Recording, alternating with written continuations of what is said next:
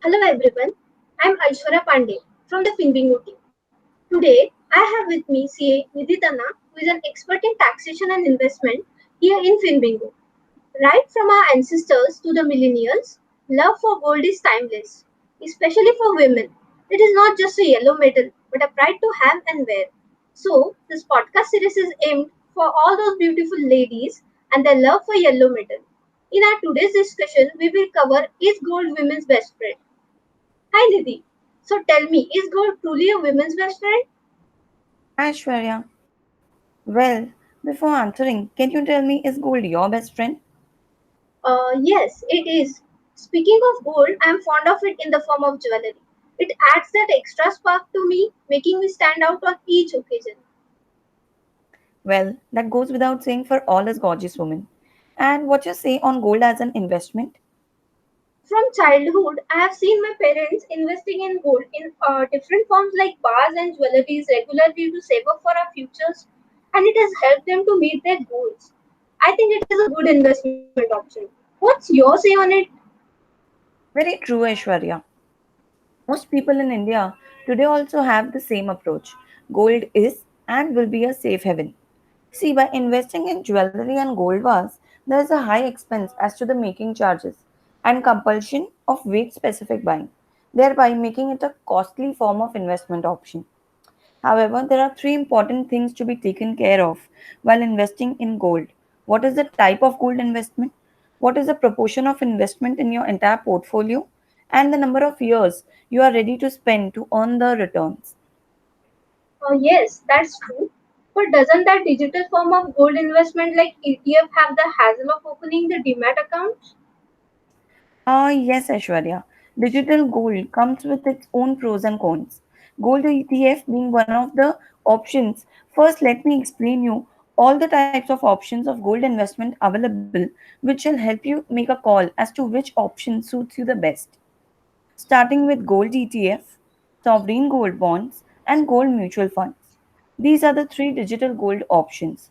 And we also have a gold deposit scheme. Now, starting with gold ETF, it is nothing but basically physical gold in paper form. One can just buy and sell like stocks, but one has to open a demat account with a broker and has to pay some brokerage fees as a cost. Now, coming to our second option, that is sovereign gold bonds.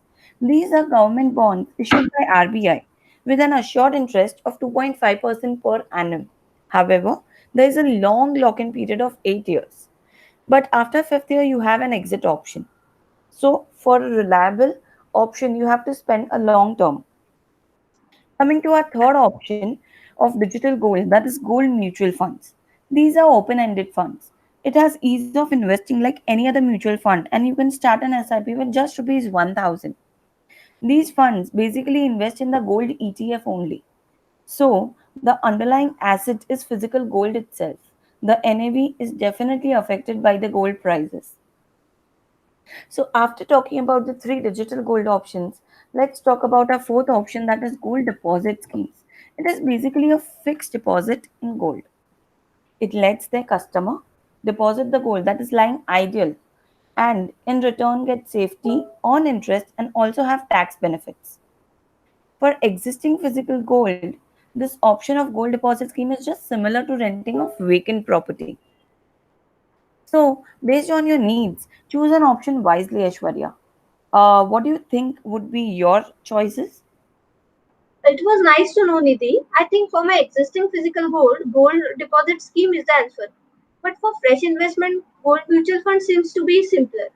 Also Nidhi, you have said about the proportion of the investments. What do you mean by that? That's a good start, Ashwarya. Well, by proportion, I mean your investment should not be all gold. Gold should be an important part of your investment portfolio, but as rightly said, never lay all your eggs in one basket. And ideally, a promising portfolio should consist of different assets in different proportions, considering your risk taking ability and goals. But Nidhi, isn't it a better investment option that equity and fixed deposit? We all witnessed the gold outperformed other asset classes during the pandemic of COVID-19 and on similar occasions even before that. Well, with respect to better than the other asset classes, these are also market linked. It is actually a protective hedge against inflation, which surely provides you capital gain, but no regular income such as interest, rent, or dividend. Also, it is difficult to measure its true value. So, it is advisable to have some portion of your investment in gold. Okay, so what's the ideal proportion, Nidhi, and how long it should be held?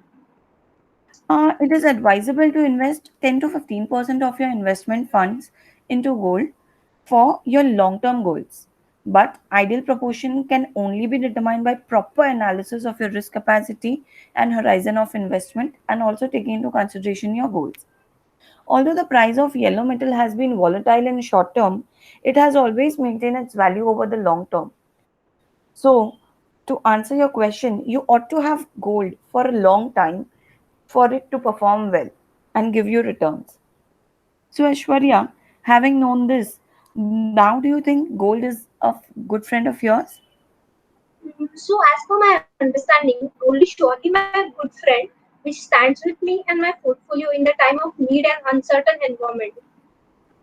Rightly said, Ashwarya.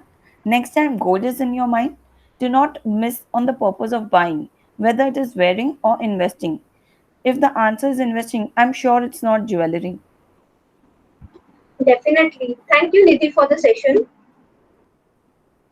Welcome, Ashwarya.